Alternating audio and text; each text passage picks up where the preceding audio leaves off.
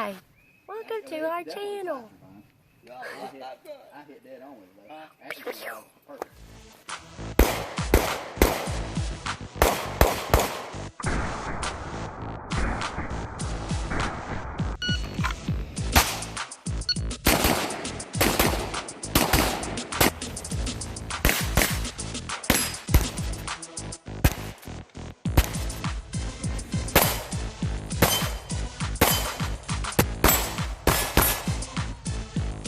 Hey everybody, welcome back. Today we're going to be taking a quick look at the Rurger LCPII chambered in .22 long rifle. Normally my only interest in .22 pistols is training purposes. I don't really have a big interest in them other than that. I understand a lot of people like .22s for plinking, and I definitely get that, and I do that myself, I'm not going to lie. But normally my only interest and .22 pistols is going to be as trainers. So guns like the Glock Model 44, the Taurus TX22, Smith & Wesson .22 Compact, those are usually the types of .22 pistols that I graduate toward, just to build muscle memory and, you know, work on the fundamentals, draws, sight alignment, things like that. With that said, when the Rurger announced that they were coming out with the LCP II and .22, I wasn't really that excited. It's very rare that I carry a 380. I mean, super rare. Hardly ever. Although, when I do carry a 380, it is the LCP. So, here's my 380 version of the LCP right here. As you can see, they are very similar, practically identical, with some just key subtle differences that we'll try to go over in a minute. But I got the chance to borrow this one, and I took it out, and I put a little over 400 rounds through it.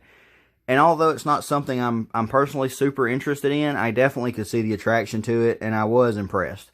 I shot 4 or 5 different flavors of .22 ammo, and it was 100% reliable with all of them. The accuracy was very shocking to me as how accurate this thing would be, even at distance. We were hitting reduced size silhouettes at 50 yards with this little thing, which is well outside the scope of what this gun was really, you know, designed for. So I definitely could see the interest if you're looking for a little plinker, or if you are the guy that carries a 380, because I know there are lots of people out there that do, and you carry a LCP II 380 maybe in a pocket holster like the one here that it comes with, or inside the waistband or whatever. I definitely could see where this would make a sense for you. 380 ammo is pretty expensive, so having a .22 version and a trainer, you know, that's something I'm a big fan of. I just don't necessarily carry these type of guns, so this gun doesn't really fit for me in that area. But with that said, I am very impressed with this little pistol. So I'm going to quickly go over and show you the differences between the two. The obvious being the caliber, that this is chambered in .22 long rifle. The other being the magazines. This holds 10+1. It only ships with 1 magazine, which frankly that kind of sucks. I don't understand why anything only comes with 1 magazine these days. The owner of this gun has actually already ordered a few more. So I guess it's just a marketing way to get you to buy more Rurger magazines. And in this case, it worked. The other difference being the manual safety. If you watch my channel, you'll know I kind of despise manual safeties. I just don't like them. But on a .22 like this, it really doesn't bother me. This one kind of actuates back and forth, which is a little unusual. It's not a, you know, deal breaker for me because this is a .22 pistol. Although every time I run the action, as you can see, the safety is off. When I run the action, it turns the safety on. So I don't like that to say the least. But since it is a .22, and in this case the gun doesn't even belong to me, you know, it's not that big of a deal. It wouldn't really make me not buy this gun. Since it is a .22, I'm not going to be using it for defensive use anyway. The other difference is on the serrations. So I'll show you here on the 380 version. You can see the way the serrations are. They're nice and deep, and they're just the same size all the way to the back. On the .22, they come back, and the last serration is flared out.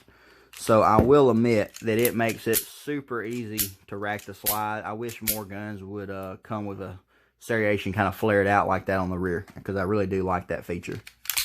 But other than that, they are extremely similar. I mean, I don't know the numbers, but they're approximately the same weight, same thickness. They feel, you know, identical in the hand. Texture's the same. Trigger on the 380 feels a little bit better to me, but this 380 has a pretty good bit of rounds to it, and this .22 is pretty new. So I would say for you know, practical purposes, the triggers are identical. But all in all, I am pretty impressed with it. I'll have to admit, it wasn't something I was really interested in, but I'm glad I got a chance to take one out and put some rounds through it and bring a little bit of info to you guys about it. I'm sure there's going to be a lot of you that are interested in this pistol. And, you know, I would definitely recommend it. If you're looking for a little plinker or maybe a little trapper gun to dispatch animals, or if you carry a 380 on the daily basis, then you all know I'm a big fan of training with 22s. So if you carry, you know, a LCP 380, by all means, this makes a lot of sense. That about wraps it up, guys. If you have any questions, feel free to drop them down in the comments, and I will try to answer them the best I can. As always, I appreciate y'all watching, and I look forward to seeing the next video. Thanks.